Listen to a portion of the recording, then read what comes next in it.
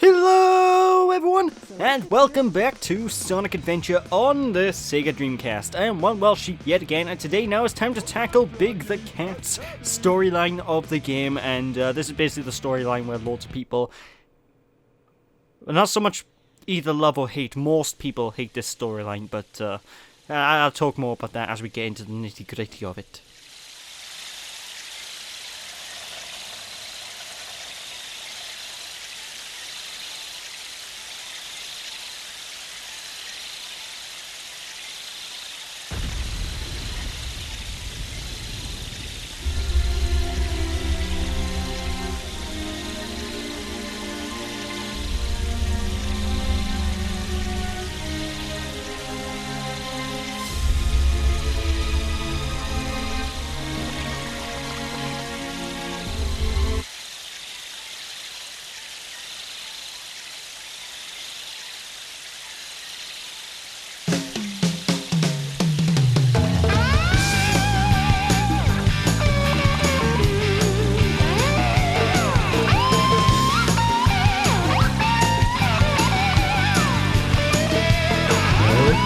What? Froggy, is that you? You're looking kinda weird there, buddy.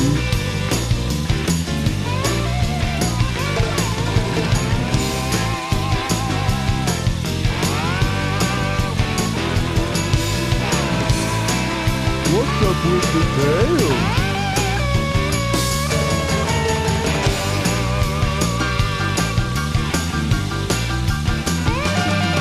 Hey, wait a minute!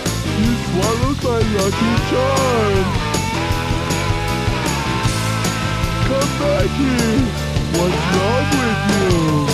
Something's not right. We've always been friends for years. Froggy! Wait up!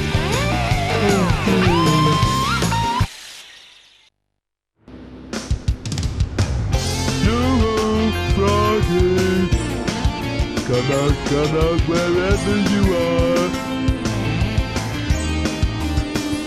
Oh man, where could my Pollywog pal be anyway?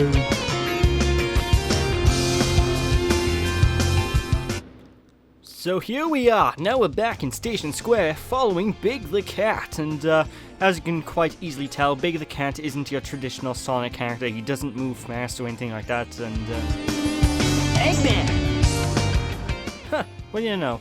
All he says is Eggman, so don't worry about that. Let's go and talk to Tails, shall we? As soon as we get around this post now. Quick! We have to find the rest of the missing Chaos Emeralds! What's a Chaos Emerald? So yeah, this is Big the Cat, and as I was saying, he's a very slow Sonic character. He doesn't have his traditional speed that we know and love from Sonic characters, and he doesn't really jump very high. He's not built for platforming in the slightest, and he basically finds himself with his fishing rod doing loads of fishing based things, because ladies and gentlemen, Big the Cat is a fishing gameplay style completely different to what we are used to in the Sonic franchise up until this point, and for this reason loads of people hate Big the Cat, and for me, I don't hate him. I think you need to be in the right set of mood to play this game, so play his gameplay though.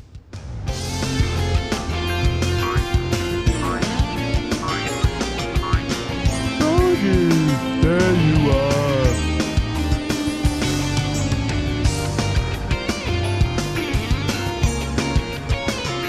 Wait, don't run away. What you doing under that car? What's wrong? Come back, you fucking dumbass. So yes, Big the Cat is also one of the strongest Sonic characters in the entire series though, because as this little girl is saying, I bet you can lift almost anything, hint hint. So let's use Big's power to lift this car and go and chase after that frog, shall we? So yeah, Big the Cat is the most powerful Sonic character in the franchise, even though he never uses power because he's pretty much a pacifist and he only really cares about two things: finding his frog and doing some fantastic fishing. That is literally all he cares about. It's kind of like Shrek, and because in that regard, because Shrek, if anyone's seen DreamWorks Shrek, only cares about people going in his swamp, and if people are in his swamp, he's gonna start yelling at them, "Get out of my swamp!" But that's my attempt at a Shrek impression. Yeah, the first zone for Big the Cat is actually Twinkle Park Zone, so just head on in and we can actually get into the proper gameplay. And as you saw earlier on when we went to the sewers of Station Square, I actually picked up a lore power-up. Big the Cat has the most power-ups out of every character in this game. He has tons of power-ups that are completely optional and unrequired at all, with the exception of maybe one power-up. Because they're all mainly used for his alternate missions, because one thing I haven't really brought to attention yet is each of these characters all have 3 different missions for each of the zones they go to.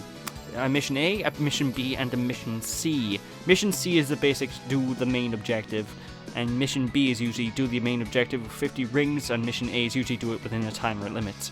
Or in the case of Big the Cat's storyline here, you have to catch a certain weight of fish. But for the most part, we're not bothering with the other ranks, we're just going to be capturing Froggy by here, which is the main gimmick. Whenever you basically hold down the action button to get ready your lure, and then you aim it into the water around by where you think Froggy's going to be, then release the button, and this will send the line out directly to wherever you aimed it at.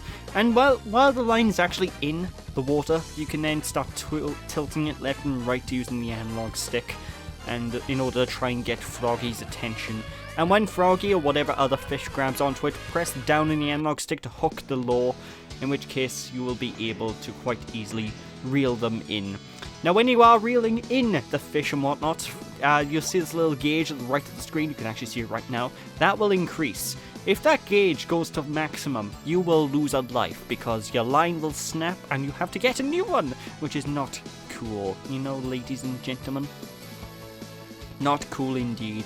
And this is all Big the Cat's gameplay is. It's fishing. It's honestly, I don't find it as bad as people say that it is. It isn't the worst thing in the world, but it is definitely not fit for a Sonic game, and it is definitely something you need to be in the mood to play, you know, folks. In fact, one thing that kind of confuses me about Big the Cat Swimming is this came out around the time that SEGA Bass Fishing came out. And SEGA Bass Fishing had its own unique fishing controller. I'm surprised, but that controller doesn't actually work in this game. It's kind of weird, actually, because I would just think this would be perfect to use that fishing controller, but maybe it's a missed opportunity on Sega's part. I have no idea. Or did SEGA Bass Fishing come out? I think it's a launch title, I'm not actually sure. Yeah, I don't know, it's been ages. It's been so damn long.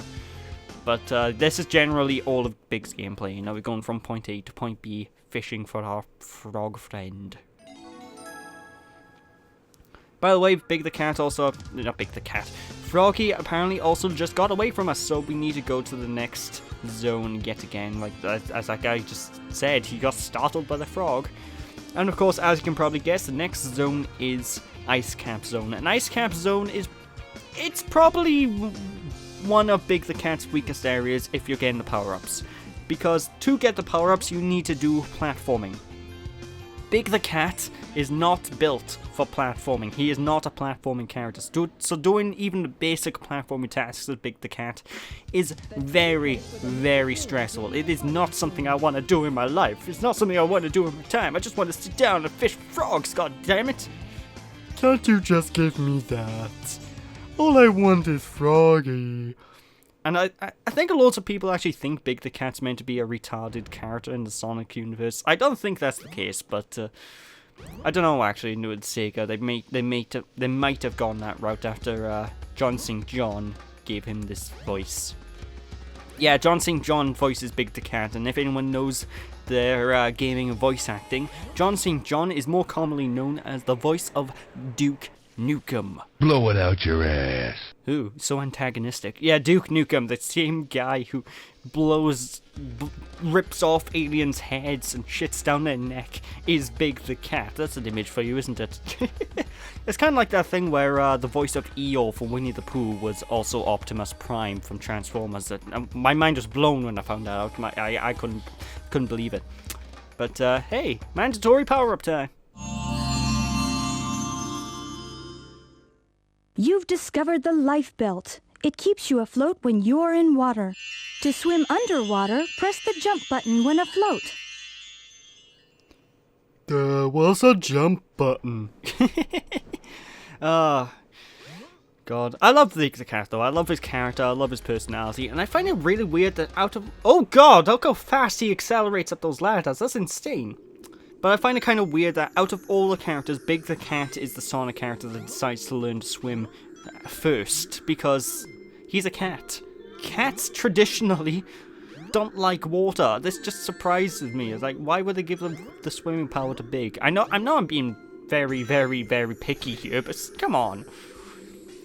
It would make more sense if someone like, say, oh, I don't know, Knuckles learned to swim first. Even though Knuckles does actually learn to swim in the next Sonic game, so I guess that makes sense. But anyway, as I said, we have to do basic platforming in this particular zone if we... Whoa, what the... What the hell was that shit? What the hell? Yeah, we have to do basic platforming as Big the Cat, and as I said, he's not built for this stuff. He is not built for this. He's built basically to be a powerhouse that slowly wanders around and then casts his lore onto enemies.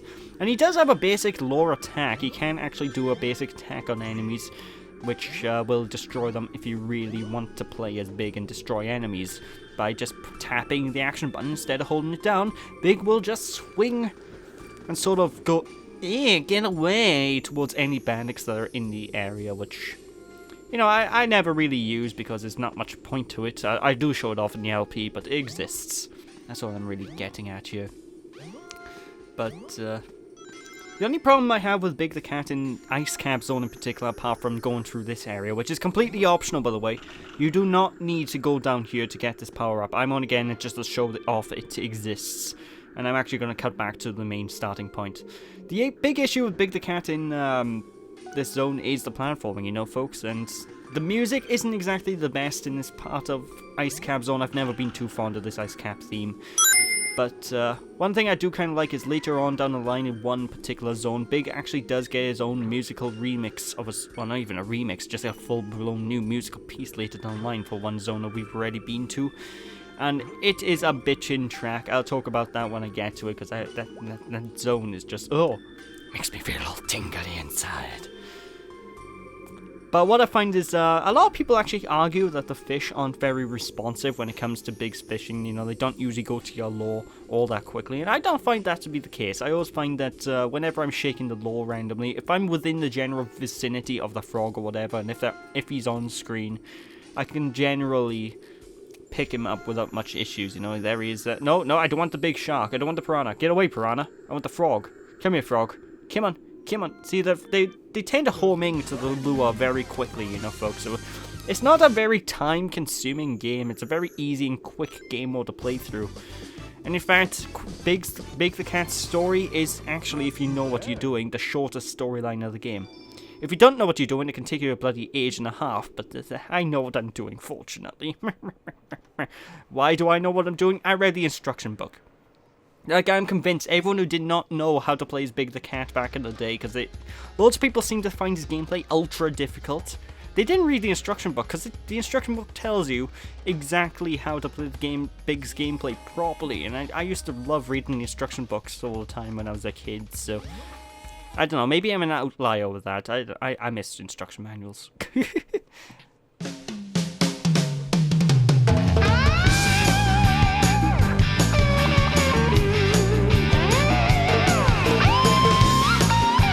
Oh no! He's got my little bunny!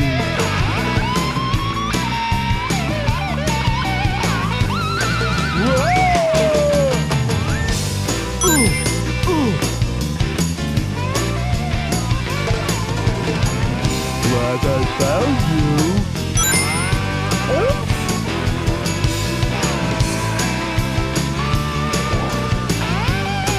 Oh, now what am I gonna do?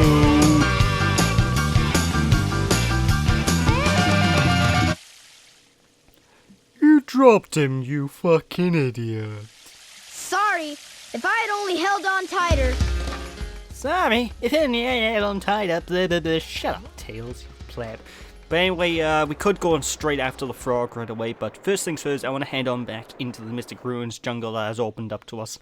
because Big the Cat's house is actually in this jungle, folks, and we actually saw it quite briefly during the Knuckles playthrough of the game. We're going to want to go to that house if we want to get a power-up for the optional missions of the game. Because, as you can tell, Big has a basic lure right now. He has a basic fishing lure. We can actually get a super lure, I think that's what it's called anyway, if we go directly to Big's house and basically go all the way over to where Knuckles got his fighting gloves power-up, which basically means follow the right-hand side of all of the pathways. Eventually you'll make it past there. And if you keep following, hugging right enough, you will come into this area as well. There's also a basic lore power-up you can pick up, which I do recommend. But, yeah, if you go towards Big the Cat's house, you get a super lore, which I believe it doesn't really increase it doesn't decrease the difficulty in reeling in fish, but it does give you a longer distance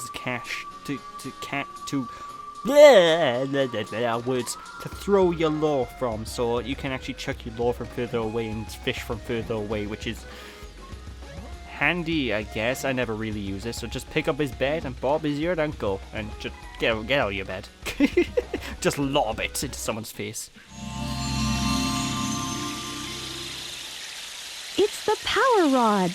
You now have longer casting distance. Hey, I was right. I do get longer casting distance. Oh, yay!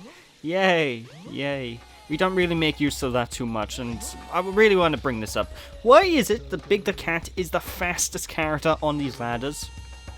Like, they individually program different characters to run at different speeds on the ladders. Why is Big the Cat the fastest?